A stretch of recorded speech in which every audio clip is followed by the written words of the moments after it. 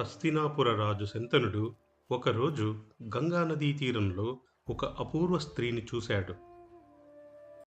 గంగతో వివాహం చేసుకున్న శంతనుడు ఆమె పెట్టిన ఒక విచిత్రమైన షరతుకు బందీ అయ్యాడు.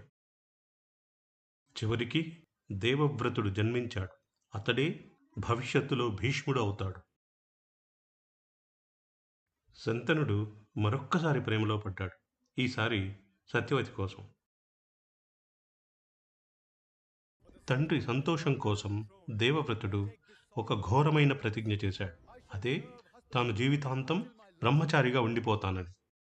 భీష్ముడు కౌరవులకు, పాండవులకు తాను తాతనే కాక గురువుగానూ మారాడు. కురుక్షేత్ర యుద్ధం ప్రారంభమైంది. భీష్ముడు కౌరవసేనకు నాయకత్వం వహించాడు. అర్జునుడితో జరిగిన యుద్ధంలో కూడా భీష్ముడు అజేయుడిగా నిలిచాడు. చివరికి భీష్ముడు అంపశయ్యపై పడిపోయాడు. అయినా తన ప్రాణాలను నిలిపి ఉంచుకున్నాడు.